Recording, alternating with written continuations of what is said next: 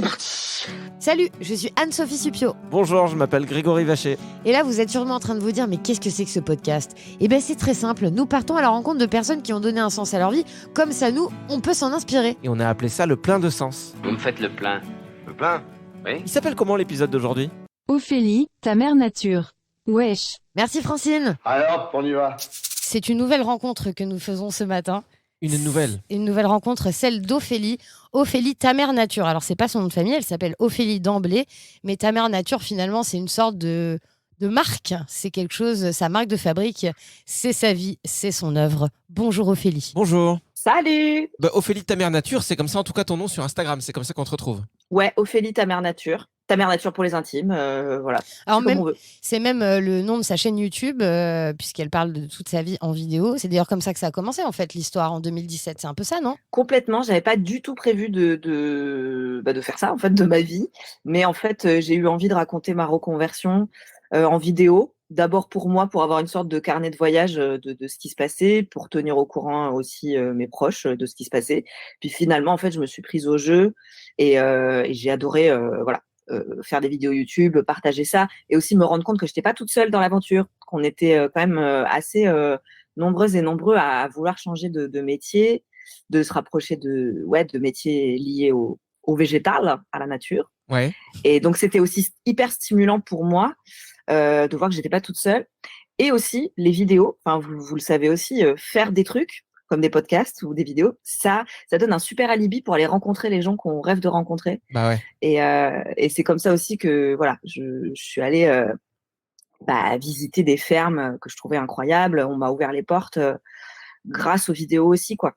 Alors Ça, justement, cool. pour les gens qui t'écoutent peut-être pour la première fois, qui te découvrent, comment est-ce que tu peux te présenter au monde, à l'univers qui nous écoute, ce que tu fais sur les réseaux ? Alors, cher univers, coucou. En gros, ma vie, c'est de faire pousser des plantes. Donc, j'ai une pépinière dans laquelle je pars de la graine et je fais pousser des jeunes plantes que les gens peuvent venir m'acheter en direct à la Cité Fertile, dans le 93. Mon deuxième métier, c'est de faire plein d'ateliers. Donc, pour n'importe quel public, des jeunes, des vieux, des banquiers, des écolos. Et mon dernier métier, c'est de faire de la création de contenu. Et donc, c'est un mot complètement fourre-tout pour dire que je fais autant des vidéos que de l'écrit sur ce sujet, autour de la nature en ville, de l'agriculture et de l'écologie.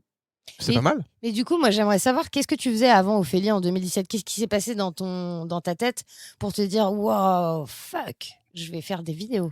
On s'attend toujours à un grand déclic, genre d'un coup j'ai une illumination, mais en fait c'est des longues années alors tu vois, les derniers jobs en date, c'est dans une grosse agence de publicité pour assister la directrice de communication. Donc c'était super intéressant de voir un petit peu aussi l'antre de la bête et c'est des outils que j'utilise encore aujourd'hui. Mais j'ai fait des études de cinéma et de théâtre, tu vois. Donc rien à voir. Ah ouais, mais et en même temps pas tant parce que tu vois ça me sert aussi aujourd'hui dans les vidéos. Ouais. Donc en fait j'ai fait plein de jobs, y compris aussi des jobs alimentaires comme serveuse, vendeuse pendant une longue dizaine d'années. Et en fait le déclic il arrive avec des lectures, des films, des discussions que tu as avec tes potes. C'est long, moi ça m'a pris vraiment plusieurs années avant de me dire putain en fait il y a un souci. Et le passage d'1 an et demi en agence de pub m'a accéléré mon process. Ouais. C'est-à-dire que c'était tellement... tu vois, je bossais plutôt dans un milieu artistique, donc c'est métier passion. On est quand même toujours un peu tenu par l'adrénaline des projets artistiques, quoi. Alors que la pub, t'es dans un autre monde complètement dissocié du réel, quoi. Tu te prends la tête pendant 1h30 sur des pubs de yaourt avec des budgets complètement indécents. Et toi, tu rentres chez toi, tu lis des choses sur le végétarisme, sur je sais pas, l'élevage intensif. Et là, la dissonance cognitive, elle est vraiment réelle. Je l'ai vraiment vécu physiquement, quoi. Tu vois, où t'es à côté de tes pompes, mais moi, je voyais flou. J'avais les jambes qui fourmillaient. Enfin, j'étais déphasée, quoi. Et ça, c'est génial parce que ça te met dans un mal-être bien vénère. Et du coup, tu changes beaucoup plus vite de vie. Et c'était quoi l'intitulé de ton poste en publicité ? Parce que j'aimerais bien faire la même chose, ça m'a donné envie. Le mec qui est à côté. Non, mais il faut aller faire des métiers. Alors, je sais plus ce que c'était, moi. C'était un truc avec. Oh, il devait y avoir créateur content, je sais pas quoi. Tu sais, c'est toujours des mots en anglais. Mais genre, je Ouais. crois que happiness manager ou marketing, Ouais, ce qui veut rien tu vois, dire, tous quoi. des mots. Enfin, ce qui Enfin, veut voilà. tout dire et rien dire, quoi. Mais est-ce que tu te souviens le Dès que ton moment appellation est un peu floue, c'est Ouais, bon c'est que signe. ça pue, ouais. Est-ce que tu te souviens le moment où ça a switché justement quand tu es dans cette ancienne vie, dans ce moment où tu es en train de justement gérer des budgets incroyables dans le seul but de faire acheter des produits inutiles à des gens, en gros. Est-ce que tu te souviens s'il y a un moment où ça a été plus insupportable qu'un autre, où tu t'es dit c'est bon là, je me lève, je me casse, j'en peux plus? C'est pas lié au métier, moi, c'est plus une rupture amoureuse. Où là, j'ai D'accord. dit, ah, en fait, c'est bon. Là, ça y est, tu sais, le moment où tu pars chez le coiffeur et tu te fais une coupe de merde. Bon, ben là, moi, ça a été, ok, je négocie ma rupture conventionnelle et je pars faire pousser des tomates, quoi. Ok. C'était vraiment ça. Parce que le job en soi, moi, je suis pas du tout, je crache pas du tout sur ce passage-là parce que déjà, j'ai rencontré des gens très intéressants qui aussi se posaient les mêmes questions. Et puis, c'est la première fois de ma vie aussi où j'ai été correctement payée, et ce qui a permis aussi ensuite que je puisse payer mes formations. Ouais. On m'a laissé partir dans de bonnes conditions, c'est-à-dire avec une rupture conventionnelle. Donc, j'ai pu toucher le chômage. Et tu vois, sans ça, bah, clairement, si j'avais bossé dans mes trucs plutôt liés à l'art et à la musique, c'était foutu, quoi. Je Hmm. partais avec rien du tout. Et là, c'était confort et donc, merci, quoi. Tu vois, j'étais aussi hyper contente de ça. Et tout le monde était hyper content que je parte faire ça. Donc, je me suis sentie aussi soutenue par mes collègues de travail. Et ça, c'est assez chouette aussi, quoi. Donc tu dis que tu es parti C'est en assez. formation à ce moment-là. Est-ce que ça veut dire que tu avais zéro connaissance du monde Ouais. végétal, des plantes, tout ça à cette époque-là, ou tu t'y intéressais quand même un peu? Bah, oui et non, parce que tu vois, je viens du milieu plutôt rural. Moi, je suis née en Ariège. Et en fait, le premier job qu'on fait tous quand on a 14 piges, c'est aller castrer le maïs dans les D'accord. champs. Ok. Donc, c'est vraiment le truc qu'on fait tous pour se faire un peu d'argent l'été. Et puis, autour de moi, j'avais quand même pas mal de camarades de classe qui étaient fils et filles de paysans. Donc, j'ai toujours un peu quand même évolué dans ce milieu. Sauf qu'en fait, c'était pas du tout les voies vers lesquelles on nous poussait, tu vois, les adultes, y compris les parents de paysans, quoi. Ouais. C'était vraiment tout sauf la voie agricole. Donc, pas du tout un milieu valorisé. Et puis, chez moi, il y avait le potager. Ma grand-mère, voilà, elle arrivait quand même à sortir un paquet de bouffe par elle-même avec le jardin. Sauf que, bah, on nous a pas transmis ça, quoi. Hmm. Et du coup, je me suis sentie hyper coupée parce que pendant ensuite 10-12 ans de ma vie, j'étais à Paris et dans des jobs où tu es complètement hors sol, quoi, pour le coup.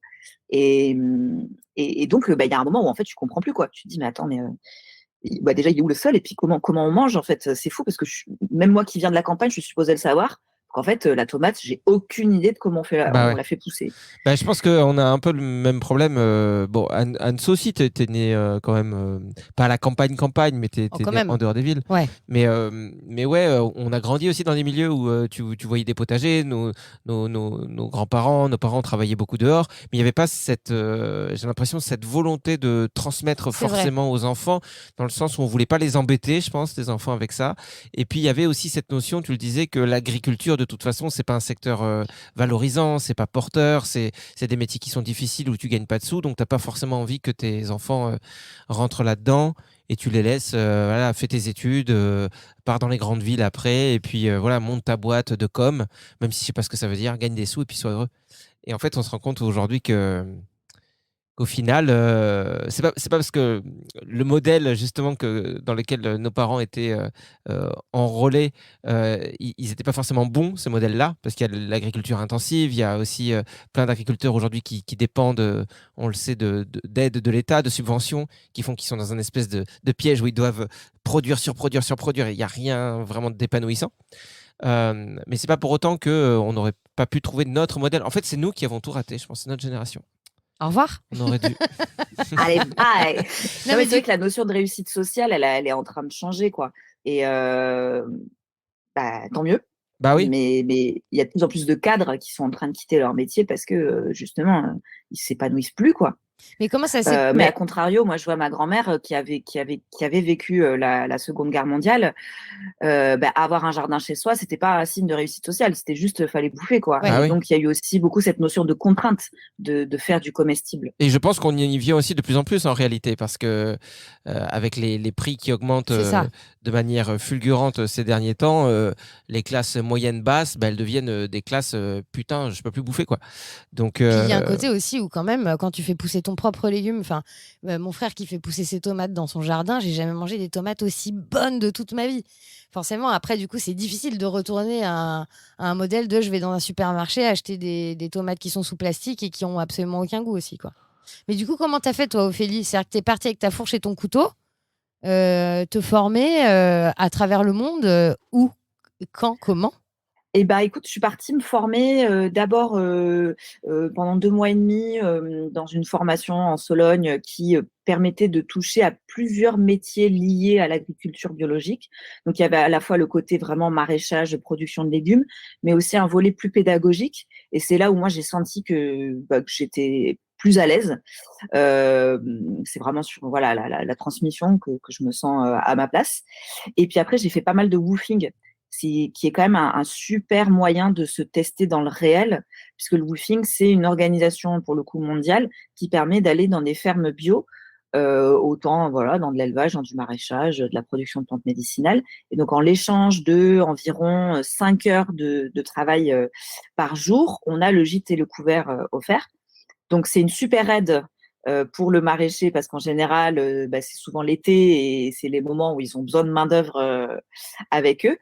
Mais nous, c'est super pour voir si ça nous plaît, aller voir différents modèles justement de fermes, ouais. se tester physiquement parce qu'on n'en parle peut-être pas assez, mais on en chie en fait quand on est au sol toute la journée, le dos et les genoux, ça casque sévère. Donc aussi voir si on est capable de, de tenir en fait tout simplement. Donc voilà, moi j'ai fait pas mal ça et ensuite j'ai été rapidement embauchée dans des boîtes d'agriculture urbaine à Paris. Donc je me suis beaucoup formée sur le tas et j'aimerais aussi dire aux gens qui s'intéressent à la reconversion que c'est super de s'inscrire sur des chantiers participatifs pour des assos par exemple, parce qu'on peut avoir de très bonnes surprises. Moi je me souviens d'une asso pour laquelle j'étais venue jardiner dans ma tête, puis finalement il y avait du bricolage à faire ce jour-là. Je me suis retrouvée avec une scie circulaire dans les mains. J'ai eu très peur, mais je me suis éclatée. Et ensuite, j'ai développé aussi une nouvelle passion pour le bricolage. Et donc, en fait, je trouve que c'est vraiment le terrain. Parce que des bouquins et des formations, il y en a plein.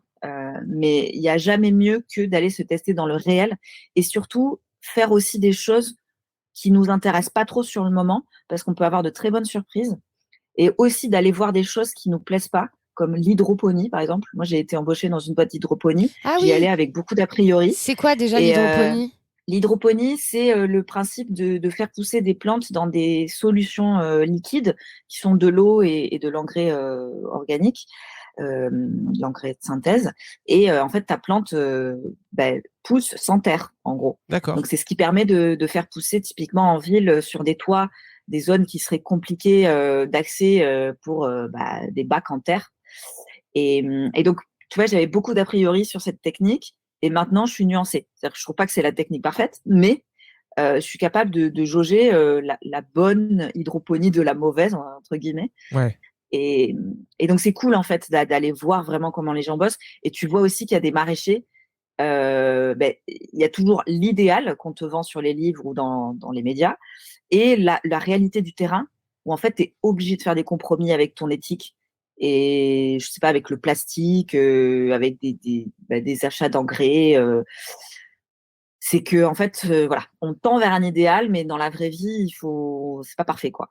Bah ouais, ouais, c'est sûr, on fait du mieux qu'on peut avec les outils qu'on a encore aujourd'hui, ce qui est répandu, ce qui est possible, et puis en visant toujours mieux. Mais justement, est-ce que tu peux nous parler de l'agriculture urbaine? Parce que c'est vrai que c'est un terme, au début, je ne comprenais pas tellement. Je me disais, mais est-ce que c'est des gens qui font juste des potagers comme à la campagne, sur un terrain un peu abandonné? Ou est-ce qu'il y a vraiment un intérêt autre que faire pousser des légumes, d'apporter un peu de verdure dans les villes, et comment ça se passe? Alors, l'agriculture qu'on voit dans les médias, je pense que c'est souvent cette image de ferme hyper technologique sur les toits. En tout cas, je trouve que c'est beaucoup ce qu'on met en avant. En réalité, l'agriculture urbaine, elle peut prendre plein de formes différentes. Donc, ça peut être des jardins partagés, des jardins ouvriers, ça peut être des formules associatives comme justement de la grosse start-up qui fait pousser de la micro-pousse sur les toits de Paris. Donc, moi, c'est ce que j'aime, justement, c'est cette notion protéiforme. Elle peut être très productive.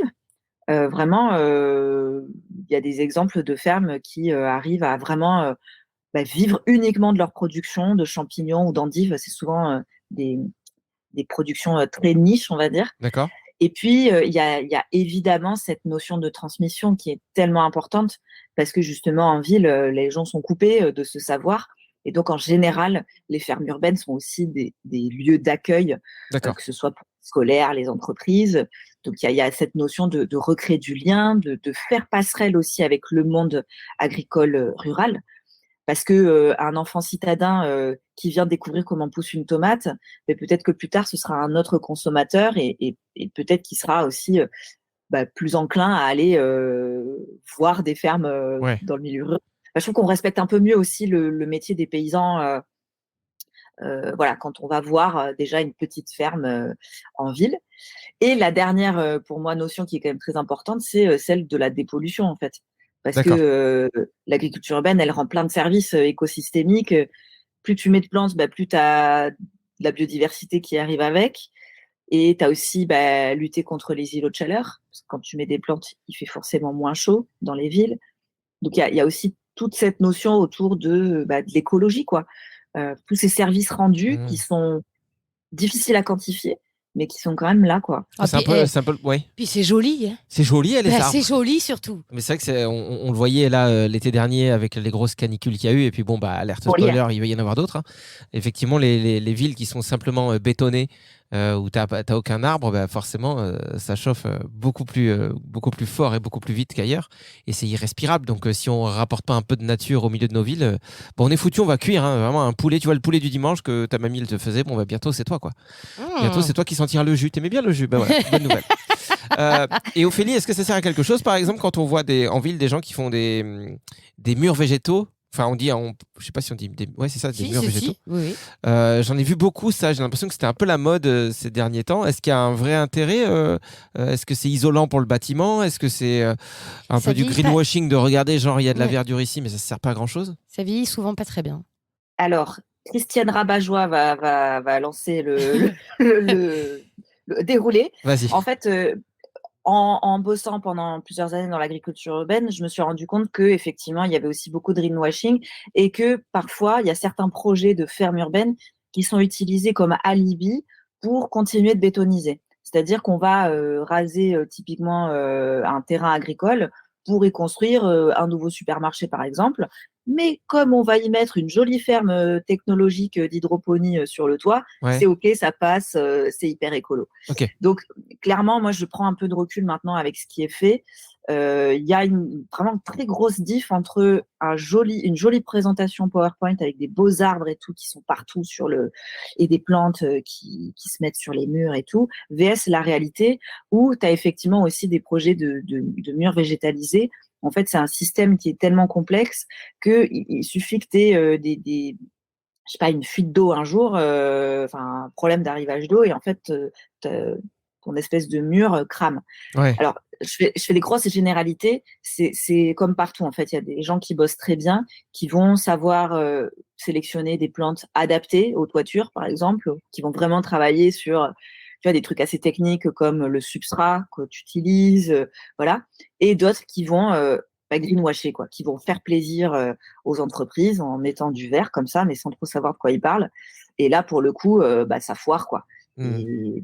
Non, parce que moi je l'ai vu, par exemple, tu vois, sans être à Paris, moi je suis en Gironde et vraiment dans un milieu très rural, dans une ville pas très loin d'ici, j'ai vu qu'ils avaient créé une espèce de salle gigantesque, ça ressemblait à une salle des fêtes ou d'exposition, je sais pas trop ce que c'est, tout en verre, transparente, et le dessus en fait c'était végétal, c'est que de la pelouse, tu vois, c'est de la pelouse en fait. Ouais. Et au début, en voyant ça la première fois, je me suis dit tiens, ça a l'air sympa. Sauf que justement, j'ai pu voir ça l'été dernier avec les canicules. l'herbe ne tenait pas. En fait, c'était tout le temps cramé. Ce qui fait que les gars passaient leur temps à arroser d'eau, arroser d'eau, Ouais. arroser d'eau. Je sais pas combien de milliers de litres d'eau ils ont utilisé pour essayer de faire reverdir un peu le truc. Qui est, en plus, c'est un gazon, un vrai gazon, ce qu'il y a de plus gazon, quoi. C'est-à-dire que t'as pas de fleurs, t'as rien.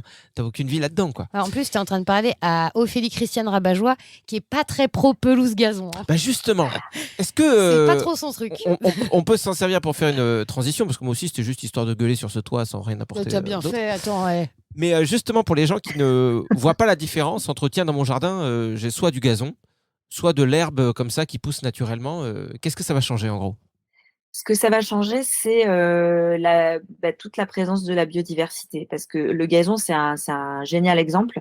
C'est que c'est une plante on a développée pour ses qualités de résistance au piétinement, tu vois. D'accord. Donc, c'est pour ça qu'on l'utilise sur les terrains de football, dans les parcs.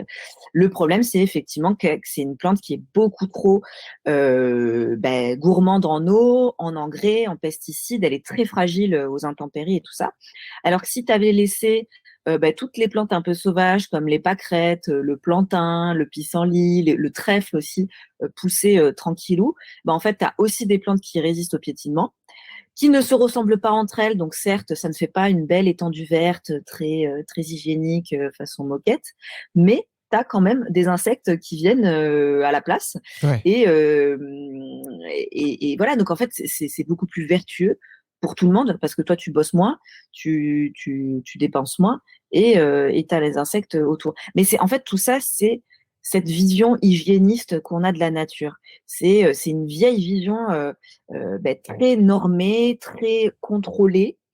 C'est le même principe avec les buissons qu'on passe notre temps à tailler façon vraiment Ouais. pareil, un cube. Ouais, c'est ça. Ouais.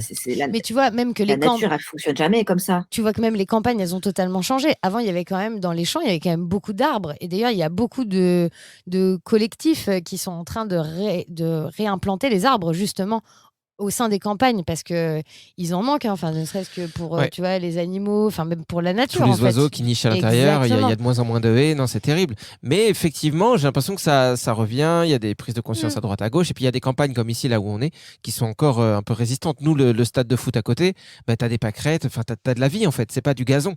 Moi, j'invite vraiment, d'ailleurs, les joueurs de foot professionnels à venir jouer dessus. Mbappé, il vient. Et vous allez voir, Ouais. même Neymar, il peut venir. Là, il va tomber, mais pour de vrai, parce qu'il y aura des orties. Tu vois, il aura une vraie excuse. Ah, ça pique. Ouais, mais mets du vinaigre et puis ta gueule. Mais C'est bon pour la on peut circulation. on peut jouer là-dessus en vrai. Je suis sûr que, enfin, j'ai bien aimé le terme que tu as utilisé, cette vision qu'est-ce que tu as dit? Propriste, Hygiéniste. hygiéniste. Ouais. Ouais, Rien à voir. Hygiène. Non, mais c'est vrai qu'on a ce truc-là de, tu vois, tu sens qu'il y a des gens, s'ils pouvaient mettre du carrelage dans leur jardin, ils le feraient, Oui. quoi. Il y a beaucoup de béton. Grave. Hein. J'ai un petit conflit avec mon père en ce moment. Il a voulu installer une moquette synthétique. Et Mais pourquoi? c'est chaud, quoi, la moquette synthétique. Gazon synthétique, parce que c'est une cour où en fait il y a de l'ombre. Et au lieu de juste laisser, je sais pas, du bois ou Du carrelage. gravier à la limite. Putain, il a voulu mettre. Ouais, franchement, à choisir la moquette, enfin le gazon synthétique, c'est chaud, quoi. Ouais. Ben moi, je suis aussi des fois en conflit avec mon papa parce qu'il y a aussi des conflits de génération. Et là, par exemple, souvent dans mon jardin, je laisse des étendues d'herbe, je laisse ça pousser pour la biodiversité. Et encore la dernière fois, je crois que tu étais là, il me disait non mais attends, ça sert à rien, on est à la campagne, donc que les gens ils fassent ça en ville, d'accord, mais là on est à la campagne, il y en a partout tu vois, des étendues d'herbe en gros. Et ce qui est pas totalement vrai, parce que quand tu regardes autour, tu as surtout des vignes qui sont toutes, enfin beaucoup traitées, mais des étendues vraiment où tu as des herbes qui poussent et des fleurs, il n'y en a pas tant que ça en fait, même à la campagne. Hein. Complètement. Et d'ailleurs, c'est vrai parce qu'on dit toujours que c'est les citadins qui sont déconnectés de la nature, mais je pense pas que ce soit tant le cas que ça. Bah ouais. Et c'est surtout une histoire de regard qu'on a sur ce qui nous entoure, en fait. Que ce soit en ville ou à la campagne, c'est revoir tu vois, typiquement les plantes dites mauvaises autrement, et de se dire mais attends, mais si elles sont là, elles ont peut-être des services à rendre. Mais ça, c'est peut-être intéressant. utile pour quelque chose. C'est hyper intéressant. T'en parles d'ailleurs beaucoup sur ta chaîne YouTube sur ces plantes qui dérangent justement. Même, tu vois, il y a quelques instants, tu parlais des orties. Tu dis c'est bon pour la circulation. Alors, je suis ravie parce que tout à l'heure, je suis tombée dans un champ d'orties. J'ai la D'ailleurs, la jambe complètement arrachée, donc j'ai au moins une jambe qui va bien circuler par rapport à l'autre.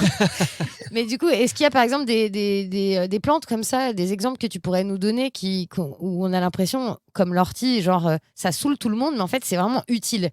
Les ronces, par exemple, je suis désolé, j'ai une question vraiment Ouais. précise, mais mon père, si je l'écoutais, je défoncerais toutes les ronces. Est-ce qu'il faut que je le fasse?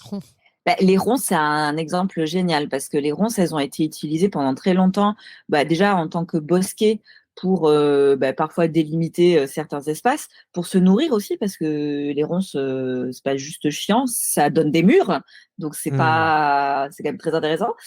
Et puis les ronces, ça a été utilisé pendant très longtemps pour la vannerie aussi. Donc c'était une ressource hyper importante et c'est des zones aussi, comme tous les bosquets, des zones où les animaux viennent se cacher, se loger, se nourrir. Donc en fait, alors le seul truc qui pourrait être gênant, c'est que la ronce, elle a une tendance un peu envahissante, quoi.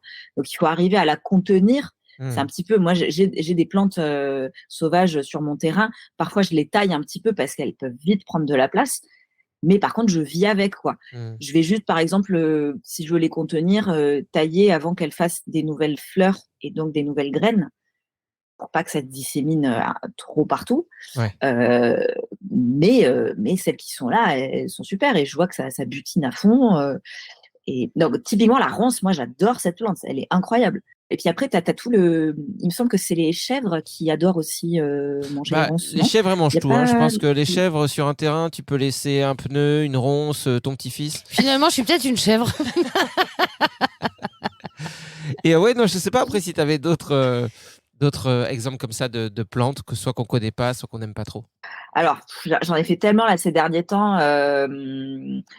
Dernièrement, je parlais du rumex. Le rumex, c'est un petit peu la plaie pour les maraîchers parce que ça fait des énormes racines pivotantes qui sont extrêmement difficiles à enlever Ouais. du sol. Mais si on change un petit peu de point de vue, on peut se dire aussi que le rumex, il est là parce qu'il indique que le sol est hyper compacté. Et donc, on en parle aussi parfois comme une plante bio-indicatrice. Et il y en a plein comme ça, en fait. Tu vois, typiquement, c'est un des principes de la permaculture, c'est d'observer un peu son terrain quand on arrive dessus et de faire un état des lieux des plantes qui sont présentes et qui peuvent nous indiquer comment va notre sol. D'accord. Et le rumex, c'est lui un indicateur d'un sol trop tassé. Et donc, on se dit, OK, si je commence à décompacter un peu mon sol, en apportant des nouvelles matières organiques comme du compost qui fait que voilà, ça va rebouger un petit peu, et peut-être que mon rumex il sera moins présent ensuite. Ouais. Et tu vois, parce que le sol en fait c'est un monde. Hein. J'ai l'impression que c'est un peu comme les océans. On a des connaissances mais qui sont encore pas du tout assez Ouais, on n'en connaît développées, pas le quoi. quart. Ouais. Ouais, ça fait pas longtemps qu'on commence à comprendre, pour ceux qui ne s'intéressent pas au sujet, que le sol est vivant en fait, et que c'est pas juste un truc sur lequel on marche, quoi. C'est pas juste un truc pratique qui fait qu'on tombe pas dans l'espace. Il y a vraiment de la vie là-dessous, et la vie est hyper importante pour que tout puisse continuer à se développer. Et tu parlais de ça, tu vois, on parle de plus en plus ces dernières années de permaculture. Est-ce que toi, tu penses aujourd'hui que la permaculture, c'est forcément la méthode de culture la plus respectueuse de l'environnement, ou est-ce qu'il y a d'autres moyens de faire son potager, on va dire, tout en touchant un peu le sol, mais en n'utilisant aucun engrais? C'est-à-dire, si on fait de l'agroécologie, entre guillemets, on peut... Enfin, de l'agro... Pardon, qu'est-ce que je dis? Je m'en mêle dans les termes. Qu'est-ce que je voulais dire? Agroforesterie. Agroforesterie, ou je sais plus comment on dit pour le potager, il y avait un terme aussi que j'ai oublié. Agropotager. Agropotager, ouais, si tu veux. Mais voilà, Euh, parce que moi, tu vois, je suis pareil, vieille école avec mon père qui lui est venu tout labourer, et il m'a dit ouais, je mets aucun produit, mais bon, ma terre maintenant elle est toute retournée, quoi. La permaculture, pour moi, c'est une philosophie de vie. C'est une manière de voir la vie, en fait, et donc de tout faire pour que ce soit vertueux, de pas tout prendre. Par exemple, l'un des principes de la permaculture, c'est de partager les ressources, Ouais. de faire avec ce qu'on a, et donc de prendre en compte la faune et la flore autour, et pas juste nous, nos besoins d'humains. Et on est d'accord qu'on ne touche Euh, pas le sol, on peut le nourrir avec des feuilles mortes, des trucs, du gazon pour apporter des éléments dans le sol, mais on ne fait pas de trou, quoi. à part pour planter les graines. Exactement. Mais c'est là où je te dis que la permaculture, c'est une philosophie, mais ensuite, là-dedans, tu as plein de techniques que tu peux utiliser. Et il y en a une qui s'appelle le maraîchage sur sol vivant. Et le Mhm. principe, c'est de faire du maraîchage sans ne jamais toucher au sol. Donc, Ok. on ne laboure jamais, mais voire même, on n'utilise même pas de grelinette pour décompacter un petit peu. C'est juste, on fait que des amendements. Donc, on rajoute pour la plupart du compost, des copeaux de bois, des choses qui vont en fait, finalement, c'est comme un peu réimiter le sol des forêts, Ouais. sur lequel tu as toujours cette espèce de couche hyper riche d'humus, donc un mélange de feuilles, de bois, de petits micro-organismes. Et en fait, ça, tu peux l'appliquer autant dans un petit bac à fleurs que oui, sur une grande étendue de maraîchage. Moi, je trouve que c'est des techniques qui sont à la fois très simples, parce que bon, des feuilles, on peut en trouver relativement facilement. Et finalement, quand tu commences à remettre comme ça une couche organique sur ton sol, comme par magie, tu as plein de nouvelles petites bêtes qui arrivent et qui font le taf, les petits cloportes, les petites Mhm. bactéries, et tout ça, ça transforme complètement ton sol. Et donc, ça veut dire qu'on peut faire de la permaculture quand même en touchant au sol. C'est-à-dire que c'est une autre technique de permaculture. C'est-à-dire que si mon père il a labouré, je peux quand même faire de la permaculture après avec les techniques que je vais utiliser? Mais je pense que nos anciens, ils empruntent forcément des petites choses aussi que nous, on a appelé permaculture, mais je pense que ton grand-père, peut-être qu'il utilise aussi pas mal de choses qu'il a à proximité de lui, tu vois, en termes de ressources. Peut-être qu'il bosse avec le fumier du cheval d'à côté, Mhm. des chevaux d'à côté, ou peut-être que il utilise du bois d'à côté pour fabriquer, je sais pas, des tables de culture ou je pense que y a pas tout à jeter des anciennes techniques. C'est juste une manière de revoir les choses. Et sur le sol, je pense qu'il y a vraiment une méconnaissance de ouf. Ouais. Et le labour, c'est en train de changer. On sait qu'il faut que le sol respire, mais il y a peut-être d'autres techniques que venir enfoncer des grosses machines. Ouais. Parce que ça, il n'y a rien de pire. En fait, ça détruit. C'est comme notre microbiote, quoi. Tu viens pas tout défoncer au Karcher, en fait. C'est quand tu bouffes des probiotiques que ça se rééquilibre, quoi. Ouais, mais finalement, en fait, les sols, c'est un peu comme un Tamagotchi. Faut lui donner à manger pour pas qu'il meure ton sol, quoi. T'as vraiment réfléchi pendant 12 minutes pour sortir En cette fait, phrase-là? non, je réfléchissais à ce que je trouvais plus le nom Tamagotchi. Et depuis Ah tout à l'heure, ouais. je me suis dit, et comment ça s'appelle ce petit animal? Ouais, ouais, ouais, Mais ouais. grave, Bon, de toute façon, je suis nulle en métaphore, c'est tout. moi je l'aime beaucoup. Merci, merci Ophélie, Mm, tu vois. mm. Est-ce que c'est le moment où on parle du nouveau livre d'Ophélie ou pas encore? Est-ce Bah, que c'est le moment promotion? il est sorti il y a un petit moment, mais c'est vrai que vous pouvez retrouver Enfin, le dernier, oui, pardon. oui, le dernier qui s'appelle Bye Bye Béton. Opération Bye Bye Béton, ouais. Opération Bye Bye Béton. C'est une BD en fait qui est sortie et qui est disponible un petit peu partout. Est-ce que tu peux nous en C'est une parler sur le BD, plateau de la mais grande librairie? Merci Augustin Trapenard. oui, alors c'est un livre jeunesse qui s'adresse aux enfants entre 4 et 8 ans, on va dire. Et en fait, moi, je partais vraiment d'un truc tout con, c'est que j'ai accueilli pas mal d'enfants en atelier et j'ai pas d'enfants, moi. Donc, je me suis aperçue sur le terrain qu'en fait, il y a rien de mieux que la fiction pour les embarquer, en fait, dans une histoire et du coup un émerveillement autour de ce qui les entoure dans la nature, quoi. Moi, donc je partais, tu vois, j'avais fait un atelier sur les potions magiques, par exemple, où je les mettais dans la peau de sorcière et ils allaient chercher les plantes magiques dans le jardin et tout de suite ça les embarque. Et donc j'avais envie d'écrire vraiment une histoire parce que bon, voilà, avec les vidéos et les derniers bouquins, j'étais vraiment plus dans du réel, du tuto, comment on y va. Et je me suis rendu compte aussi qu'on avait vachement besoin d'histoires, nous, même les adultes, pour s'imaginer un monde un peu meilleur. Parce que, Mm. bon, voilà, parfois on en manque un peu, on est juste accablé d'histoires un peu tristes. Et il faut s'imaginer aussi la suite, quoi. Et la suite, il faut qu'elle soit réjouissante. Donc là, en gros, c'est Camomille. Camomille qui a été élevée par des plantes sauvages sur un terrain vague. Et Camomille, forcément, c'est un enfant qui est pas comme les autres parce que il a une autre manière de voir la vie, quoi. Et quand il arrive en âge d'aller à l'école, il se retrouve un peu en décalage avec ses camarades de classe.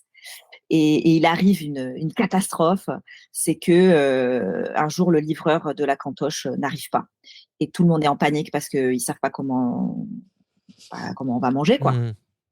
Et c'est là où Camomille se retrouve à embarquer tout le monde sur le terrain vague et leur montrer que en fait avec les choses qu'on a autour de soi on peut manger et Ouais. puis on peut partager des super moments et en fait ça fait vriller tout le monde et voilà. Parce que Camomille n'avait pas Uber Eats, peut-être? C'était une zone qui n'était pas desservie? C'était pas, ouais, il y avait pas, il avait pas de portable non plus, donc un peu voilà. Ils ont dû faire avec les orties du coin. Oh là là. Mais c'est génial, on avait fait un épisode là-dessus avec Magali. On a une personne qui habite à côté de chez nous, qui s'y connaît très bien en plantes sauvages, qui a fait plein de formations à ce sujet-là. Et elle nous avait montré comment on faisait par exemple du pesto d'ortie.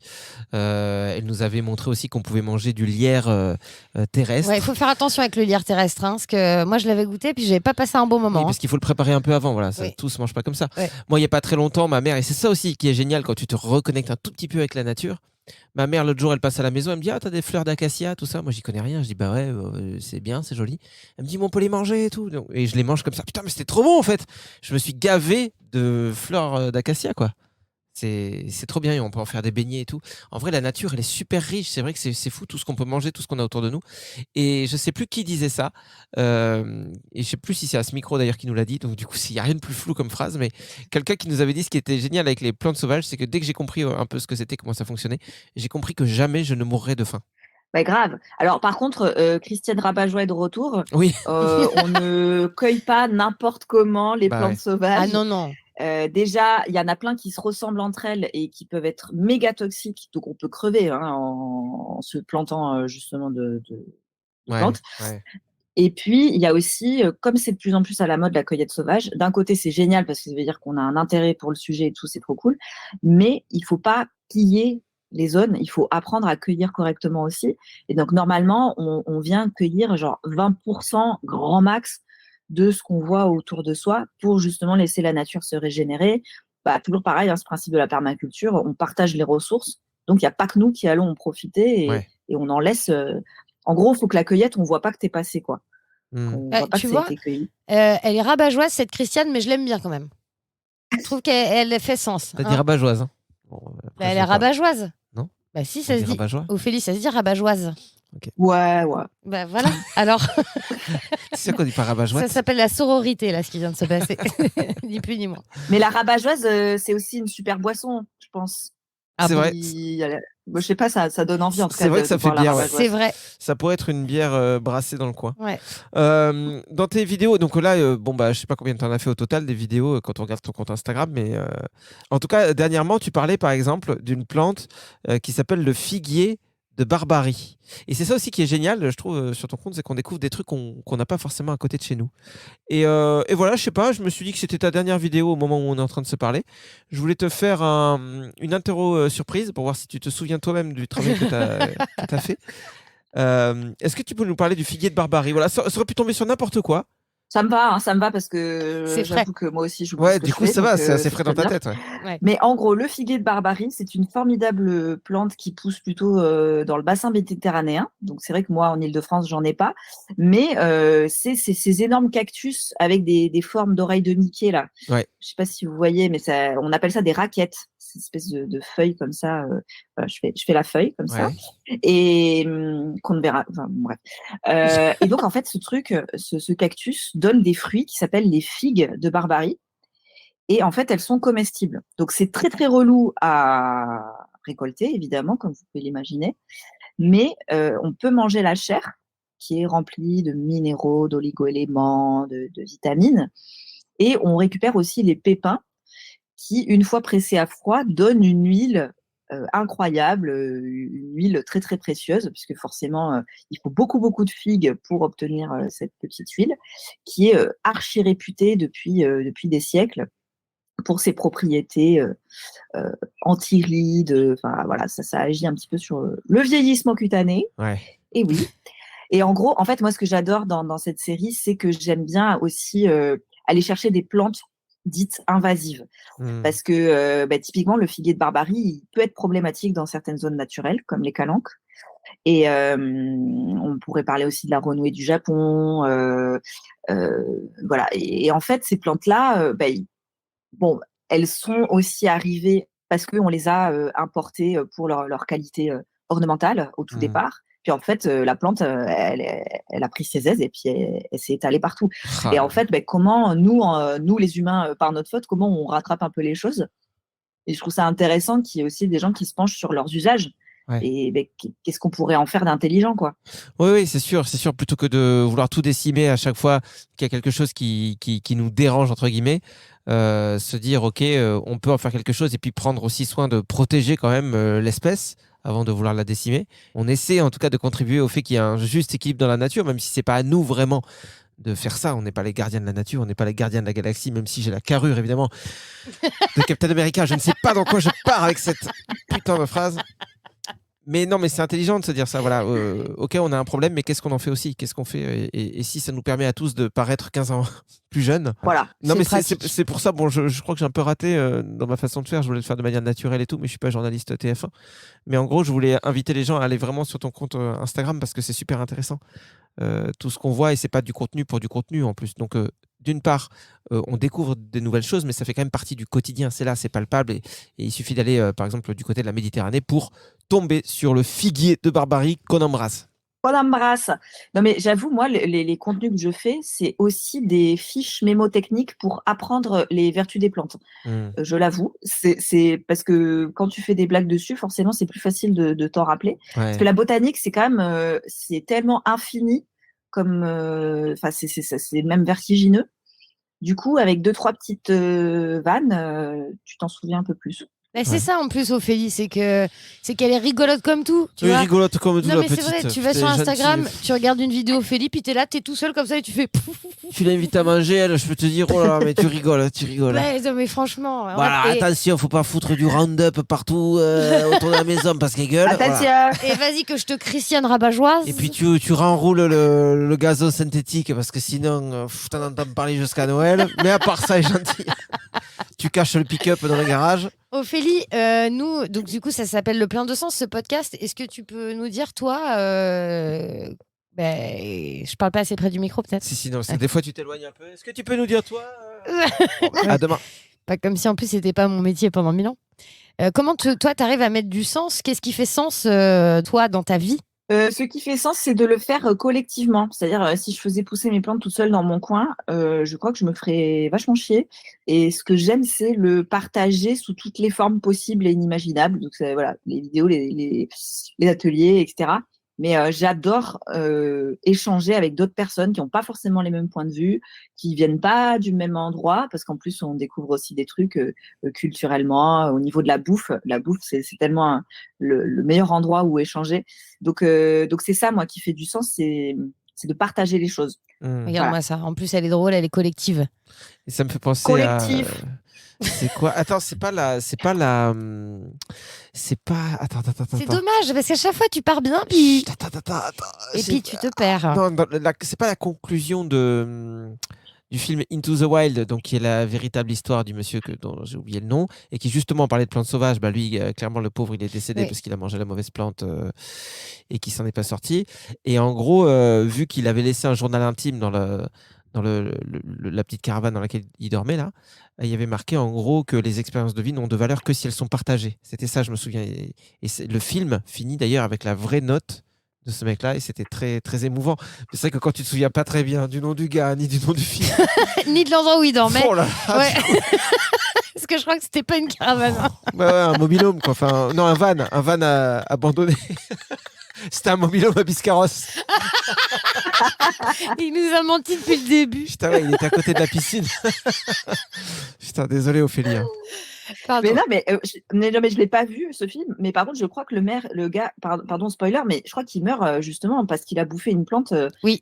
qui le fait crever, quoi. Oui, C'est oui. exactement ça, ouais. C'est ça, c'est qu'il était fatigué. À la fin, il pouvait plus retourner sur ses pas parce qu'à cause des pluies qui avaient créé un gros cours d'eau qui fait qu'il ne pouvait plus le traverser. Lui, il était fatigué, il était épuisé. Et au moment où il s'est dit, il faut que je mange, il n'arrivait plus à chasser, il n'arrivait plus à rien faire. Et il avait un livre qui l'aidait à reconnaître quelles étaient les plantes. Mais avec la fatigue, il s'est juste planté. Et puis fini. Donc bon, voilà, on finit sur une note positive, mais attention quoi, quand vous mangez des mûres, faites attention que c'est vraiment des mûres quoi. Ouais. Bon c'était sympa. Non mais vraiment, déjà je t'invite à voir ce film Ophélie parce qu'il est vraiment beau et la bande originale est magnifique. Et on te remercie beaucoup malgré ces problèmes de connexion d'avoir accepté notre invitation dans le plein de sens. Et moi j'ai juste envie de te dire simplement avec émotion qu'on t'embrasse très fort. Non, mais c'était un grand plaisir. J'ai manqué de répartie dans les moments de déconnexion, voilà, mais j'ai passé un très très bon moment. Merci, une belle continuation, comme on dit. Ah bah bien sûr. Écoute, Pour l'émission. quand même, pour que les gens soient au courant que ce podcast, c'était quand même une prouesse à réaliser, on va faire un truc tout simple pour qu'ils se rendent compte, parce que moi j'aurais fait un petit peu de montage derrière, du décalage qu'il y a entre nous. Est-ce que tu peux nous dire ce que c'est ta couleur préférée, Ophélie ? Le rose. Voilà, et donc là, j'ai pas fait le montage, voilà, donc vous vous rendez Ouais, compte. effectivement, c'est vrai qu'il y a quand même un On très avait gros décalage. 27 minutes de décalage. Bah merci beaucoup Ophélie, on te fait des gros bisous, à bientôt. Des gros bisous, Ophélie. Oui, gros bisous. Bisous. Bonne journée. Bye bye. Salut, ciao. Bisous, bisous. Merci d'avoir écouté Le Plein de Sens. Maintenant, vous pouvez aussi nous soutenir sur Tipeee, T-I-P-E-E-E, en nous donnant par exemple 1 euro, 1 centime, 2 euros, 10 euros, 30 euros. Oui, bah, 4... vous donnez ce que vous voulez, quoi. Ouais, c'est ça que je voulais dire. Il y a un lien aussi disponible sur notre compte Instagram, La Prod au fond du jardin, l'occasion d'une bonne balade sur le web. C'est vrai, comme ça vous cliquez, c'est plus simple. Oui. Mais n'oubliez pas qu'on fait ça de manière bénévole, donc on a quand même besoin de votre soutien. Allez, carte bleue qui chauffe. J'ai besoin d'un nouveau VTT.